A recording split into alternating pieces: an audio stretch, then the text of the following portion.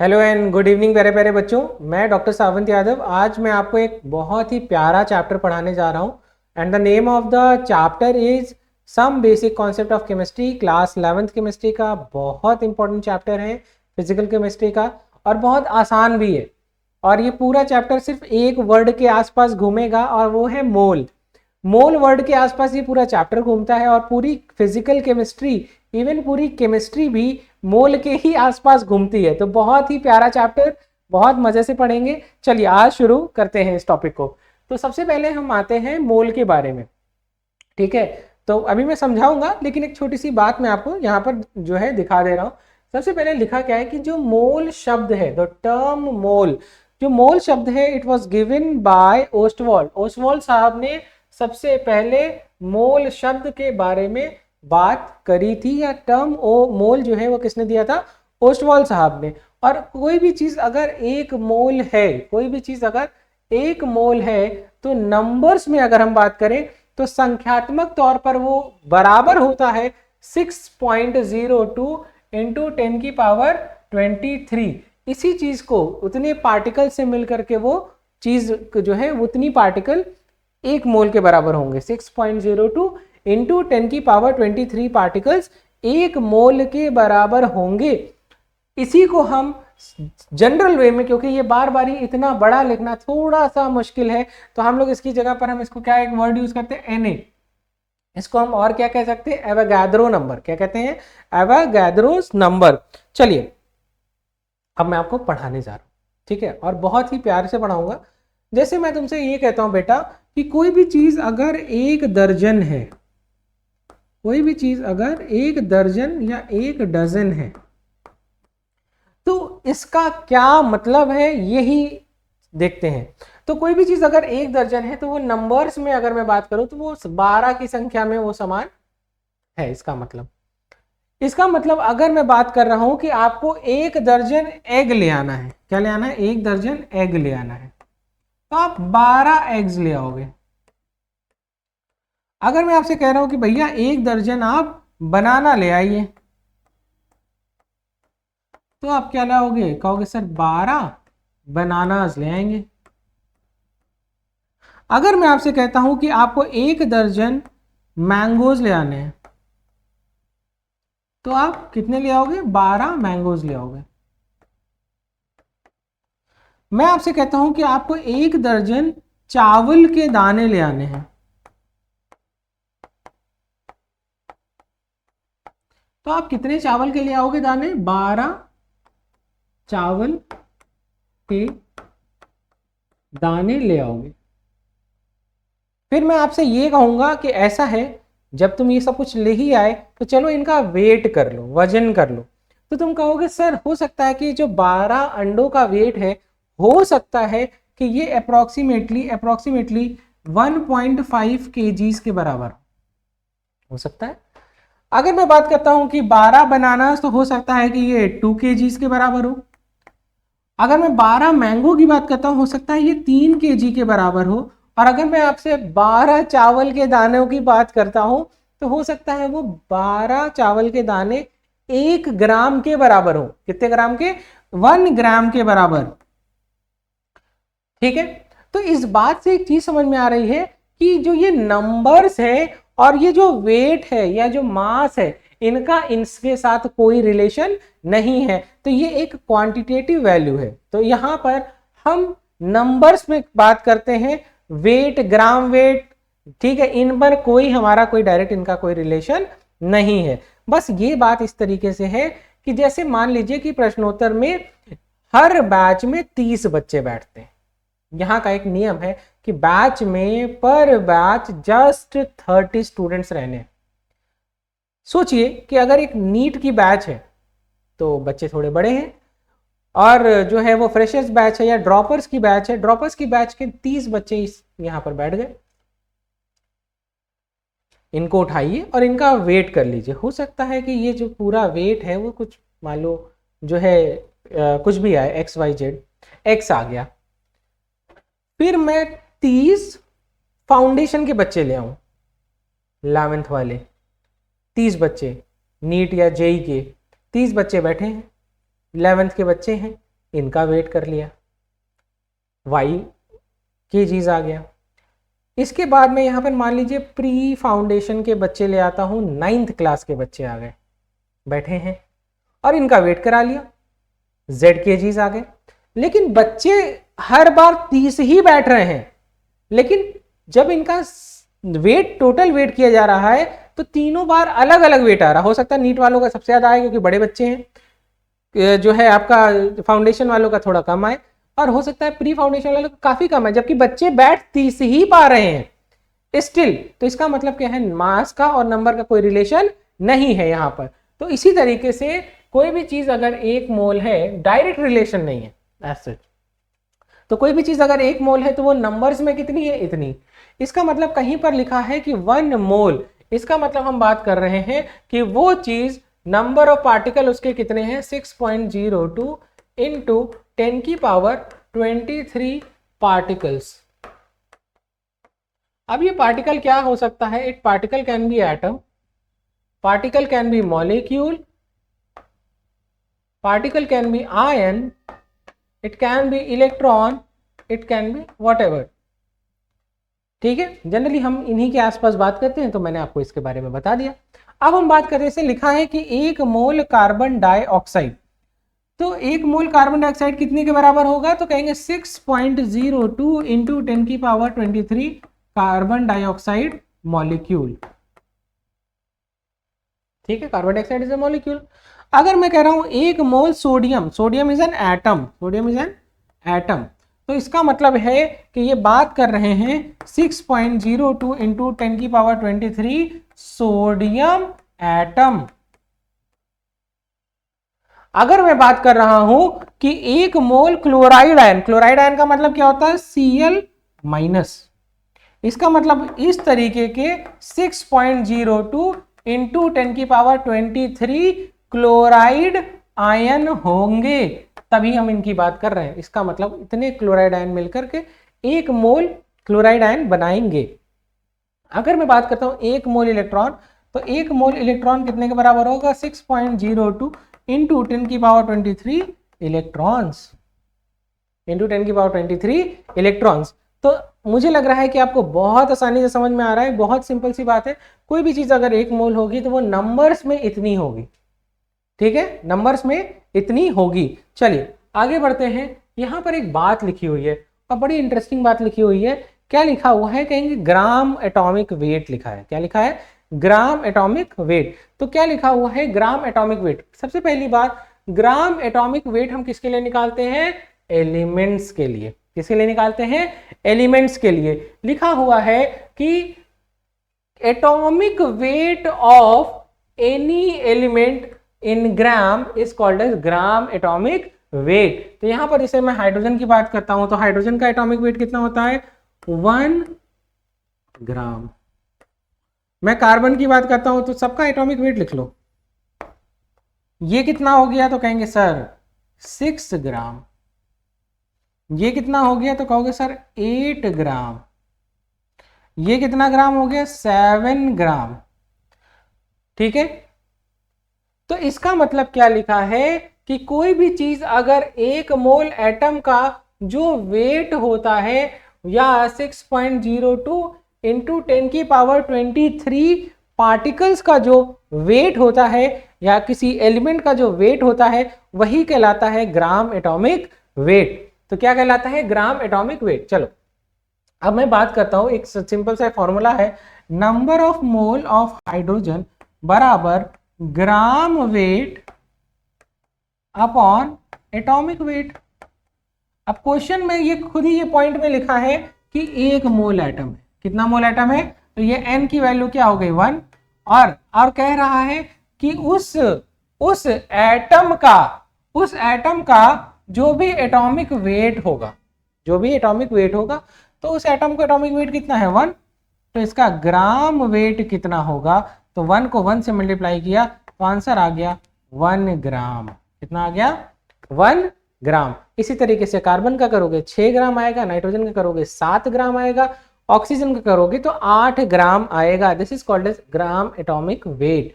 ठीक है, हमेशा किसके लिए निकालते हैं, एलिमेंट्स के निकालते हैं। और एलिमेंट का मतलब क्या है कि किसी भी एटम का जो वेट होता है, 1 मोल एटम का जो वेट होता है वही कहलाता है ग्राम एटॉमिक वेट। चलो अब आते हैं अगले पॉइंट पर। यहां पर लिखा है ग्राम मॉलिक्यूलर वेट। क्या लिखा हुआ है?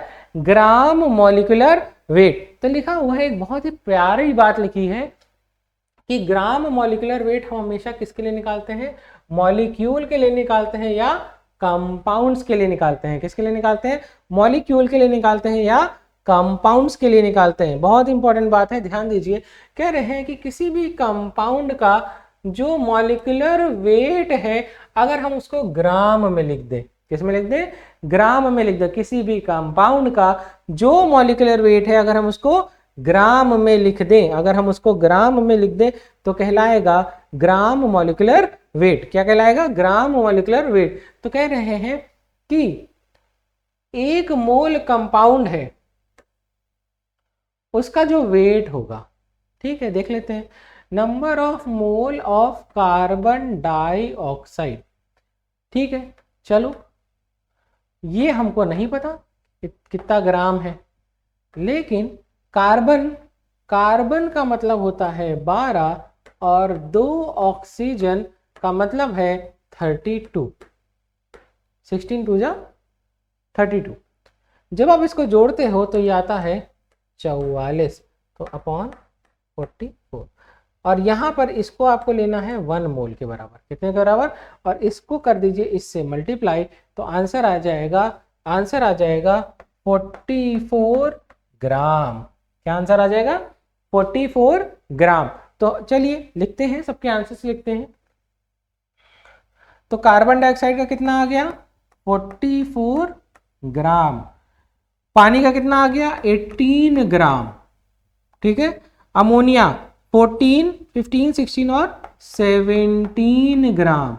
अगर मैं बात करता हूं मीथेन की तो 12 4 16 ग्राम, 16 ग्राम। और इसका देखते हैं तो 12 छंग 72, 72 प्लस 12 और 16 6 96। तो it will come somewhat around 180 gram, ठीक है। और ये सब कुछ 1 मोल के बराबर है, या आप कह सकते हैं 6.02 इंटू 10⁻23 के बराबर है। बात समझ में आ गई? तो हम यहां पर इसकी बात कर रहे हैं। चलिए अब इसके बाद आती है बात आगे। जैसे यहां पर लिखा हुआ है कि मैंने क्या बोला था कि मोल कुछ भी हो सकता है। मोल एटम हो सकता है, मतलब 1 मोल मतलब पार्टिकल कुछ भी हो सकता है। एटम हो सकता है, मॉलिक्यूल हो सकता है, आयन हो सकता है। इसी तरीके से जो ये एटम, मॉलिक्यूल, आयन है, ये इनका स्टेट क्या क्या हो सकता है? It may be solid, it can be solid, it can be liquid, it can be gas, ठीक है। तो जब भी हम बात करते हैं कि सॉलिड हो सकता है, लिक्विड हो सकता है, गैसेस हो सकता है, तो हम इसके लिए कुछ नए फॉर्मूले, हर स्टेट के हिसाब से कुछ फॉर्मूलाज डिजाइन है, ठीक है। जब हम करेंगे तब हम उसके बारे में सीखेंगे। फिलहाल मैंने आपको यहां तक चीजें क्लियर करी। अब हम आगे की बात करते हैं। यहां पर जैसे एक लिखा हुआ है कि कोई भी चीज अगर 1 मोल है तो it is equal to gram atomic weight, it is equivalent to gram atomic weight, it is equal to gram molecular weight, it is equivalent to 6.02 into 10⁻23, ठीक है। तो ये भी हो सकता है। और क्या हो सकता है? अगर गैस है, फॉर गैसेस, फॉर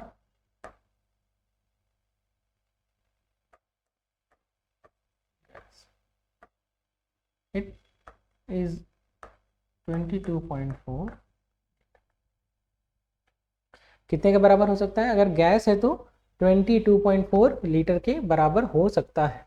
चलो अब कह रहे हैं कि कोई भी चीज अगर मोल है तो मोल और ग्राम वेट का रिलेशन निकालिए, और मोल और मॉलिक्यूल का रिलेशन निकालना है। चलो निकाल लेते हैं। नंबर ऑफ मोल बराबर ग्राम वेट अपॉन अगर एटम है तो एटॉमिक वेट, और अगर मॉलिक्यूल है तो मॉलिकुलर। तो अगर मुझे मोल से किसी भी चीज का ग्राम वेट निकालना होगा, मोल से ग्राम वेट निकालना है, तो मैं क्या करूंगा, इसको इससे मल्टीप्लाई कर दूंगा।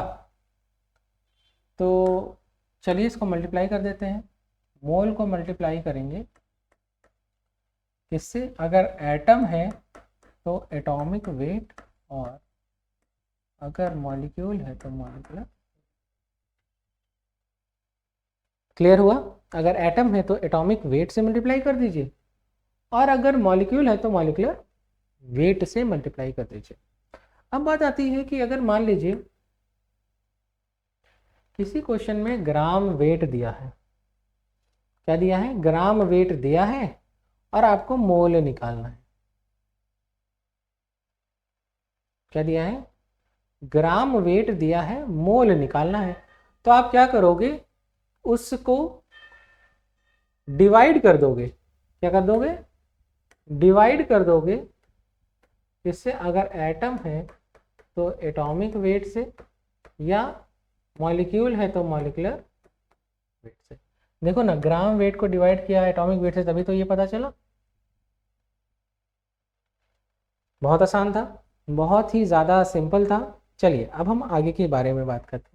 इसी तरीके से एक फॉर्मूला होता है, नंबर ऑफ मोल बराबर वॉल्यूम अपॉन 22.4 लीटर, अगर आंसर लीटर में निकालना है तो। सॉरी, ये तो नहीं, दूसरा फॉर्मूला, ये तो आगे है, अभी नहीं बनाना है। नंबर ऑफ मोल बराबर number of particle, number of particles.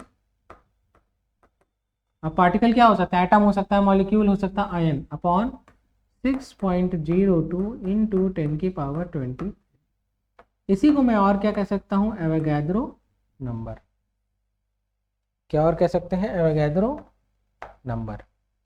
इसी को हम और क्या कह सकते हैं, एवोगैड्रोस नंबर। चलिए यहाँ तक समझ में आ गया। तो इसी को यहाँ पर लिखते हैं। अगर क्वेश्चन में नंबर ऑफ मॉलिक्यूल दिया है और आपसे क्या पूछ रहा है, मोल निकालो। क्वेश्चन में नंबर ऑफ मॉलिक्यूल दिया है और आपसे कह रहा है कि ऐसा करिए, आप क्या निकालिए, तो कहेंगे सर आप मॉलिक्यूल निकाल दीजिए। सर नंबर ऑफ मॉलिक्यूल दिया है, मोल निकाल दीजिए सर। तो कुछ नहीं करेंगे, ये तो और आसान है। मॉलिक्यूल दिया है तो इससे डिवाइड कर दो। मॉलिक्यूल दिया है तो क्या करोगे, डिवाइड करोगे बाय 6.02 इंटू 10⁻23, या इसी को हम कहते हैं एवोगैड्रो नंबर। ठीक है, या तो हम और क्या कहेंगे इसको, एवोगैड्रो नंबर। ठीक है, अगर मोल दिया है और ये पूछा है तो क्या करोगे, इससे मल्टीप्लाई।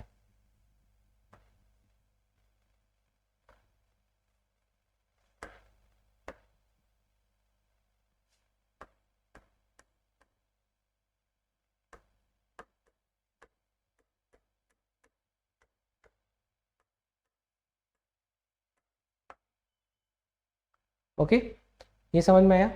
बहुत आसान है, कुछ भी नहीं करना और क्वेश्चन आते हैं एग्जाम में। सबसे अच्छी बात तो ये है कि इन टॉपिक से क्वेश्चन आते हैं एग्जाम में।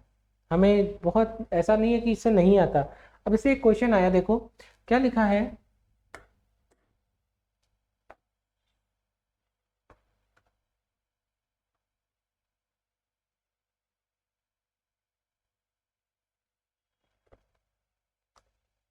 ठीक है। अब देखते हैं, एक क्वेश्चन लिखा है और उसको देखिए। The question is how many moles, how many moles, ये नहीं पता, मतलब एन नहीं पता, एन हमको नहीं पता। क्वेश्चन में H2 लिखा है, मतलब हाइड्रोजन मॉलिक्यूल की बात कर रहे हैं।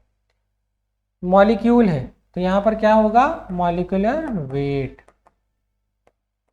अच्छा, क्वेश्चन में ग्राम वेट दिया है, अगर ग्राम वेट दिया हो, अगर ग्राम वेट दिया हो तो उसको मॉलिक्यूलर वेट से डिवाइड कर दो, मोल निकल आएगा। तो ग्राम वेट दिया है 0.2 और इसका molecular weight, hydrogen 2 hydrogen atom से मिलकर के बना है, तो मतलब क्या आएगा 2 × 1 दैट इज 2, 0.2/2। जब तुम सॉल्व करोगे तो आंसर आएगा 1/10 या 0.1 मोल। समझ आया? आसान है, बहुत आसान है। क्या आया? 0.1 मोल हाइड्रोजन मॉलिक्यूल। ओके, यहां तक समझ में आ गया। अब चलिए हम आगे की ओर बढ़ते हैं। यहाँ पर एक सवाल लिखा है, हाउ मेनी मोल्स, अगेन फिर से मोल्स आ गया, कितना? 98 ग्राम सल्फ्यूरिक एसिड। तो number of mole of sulphuric acid नहीं पता, बराबर ग्राम वेट, कितना ग्राम है? 98 ग्राम है। और अगर मैं सल्फ्यूरिक एसिड का मॉलिक्यूलर वेट निकालूं तो क्या आएगा देखना, H2SO4, तो 2 × 1 + 32 + 4 × 16, 16 4 जा 64 और 32 और ये 2, जब तुम सॉल्व करोगे तो आंसर आएगा 98। कितना आएगा? 98 ही आंसर आएगा। तो इसका मॉलिक्यूलर वेट है 98। जब तुम इसको आगे सॉल्व करोगे तो आंसर आएगा 1 मोल सल्फ्यूरिक एसिड। क्या आएगी? 1 मोल सल्फ्यूरिक एसिड। तो बहुत ही सिंपल और बहुत ही आसान सी क्वेश्चंस हैं, आसान टॉपिक है, बहुत ही, ऐसा नहीं कि बहुत ही कॉम्प्लेक्स हो या बहुत ही कॉम्प्लिकेटेड हो, ऐसा कुछ नहीं है। ठीक है, चलिए, तो ये 2 क्वेश्चन मैंने आपसे करके दिखा दिए। अब यहाँ पर देखिए 2 क्वेश्चन आपके सामने स्क्रीन पर है। ठीक है, the question is how many molecules. ठीक है, अब यहाँ पर देखिए अब नंबर ऑफ मोल दिया है, ग्राम वेट दिया है, ग्राम वेट दिया है, अपॉन मॉलिक्यूलर वेट होगा, और पूछा है नंबर ऑफ मॉलिक्यूल। 2 फॉर्मूले आपस में लिंक कर दिए। अब नंबर ऑफ मॉलिक्यूल अपॉन क्या होता है? 6.02 × 10⁻23। ऐसे क्वेश्चन में क्या करेंगे? 4.25 अपॉन, अब अमोनिया का जो मॉलिक्यूलर वेट होता है दैट इज 17। कितना होता है? 17। कैसे 17? तो नाइट्रोजन का भैया 14 है और हाइड्रोजन का 1 है, तो 1 × 3 और ये प्लस कर दो, तो 14 + 3 दैट इज 17। अच्छा, जब तुम इसको करोगे 4 × 16, मतलब ये 1/4, 1/4, या तुम और क्या लिख सकते हो? 0.25 मोल लिख सकते हो। ठीक है, तो अब यहाँ पर इसको आगे सॉल्व करते हैं। आगे यहाँ पर सॉल्व करते हैं तो n बराबर n/6.02 × 10⁻23, और n की वैल्यू ऑलरेडी क्वेश्चन में अभी आप निकाल चुके हैं, दैट इज 1/4।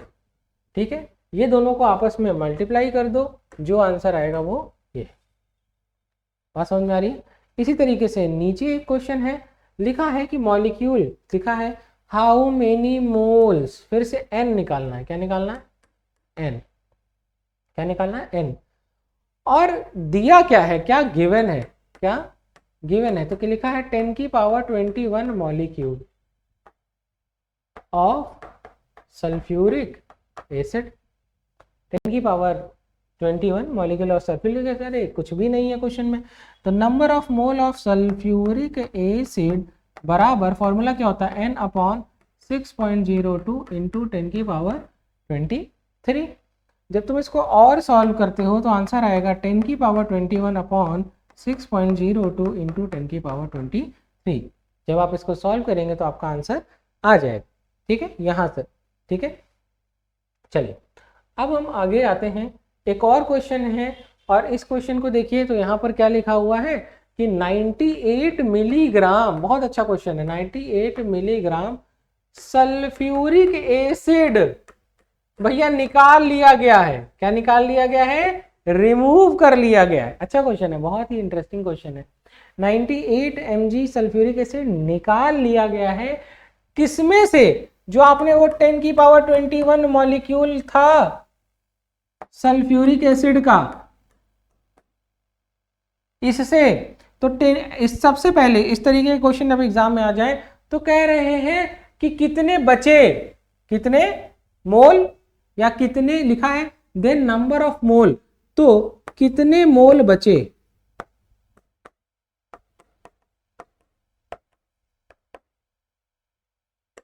Sulphuric acid. अरे मेरे भाई कुछ नहीं करना है, सबसे पहले नंबर ऑफ मोल बराबर क्या होगा, 10 की पावर 21 अपॉन 6.02 इंटू 10 की पावर 23 कर लो। जो भी आंसर आता है उस आंसर को अलग कर लो। अब यहां पर नंबर ऑफ मोल ऑलरेडी दिया है बराबर 98, अब ये mg में है, mg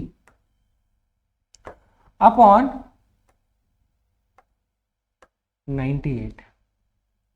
तो अगर मैं तुमसे बात कर रहा हूं कि 98 mg, 1 ग्राम में ना 1000 mg होता है, 1 ग्राम में 1000 mg होता है। तो अब तुमको अगर इसको ग्राम में कन्वर्ट करना है ना, तो इंटू 10 की पावर -3 करोगे। जो भी आंसर आएगा उसको जो है, जो यहाँ पर मोल, जो जितना भी मोल आंसर आएगा उसको इससे माइनस कर दोगे, आंसर आ जाएगा। ठीक है, this is initial, this is remove. तो number of mole of sulphuric acid final is equal to number of moles of sulfuric acid we have taken initially minus number of mole whatever we have removed। तो हम इन दोनों को minus करेंगे और हमारा answer आ जाएगा। ठीक है, आप लोग ट्राई करिएगा, नहीं होगा तो मैं सॉल्व करा दूंगा। तो this is all about this topic. आज के लिए हम इतना ही रखते हैं, नेक्स्ट क्लास में हम इसके आगे का टॉपिक डिस्कस करेंगे। Thank you.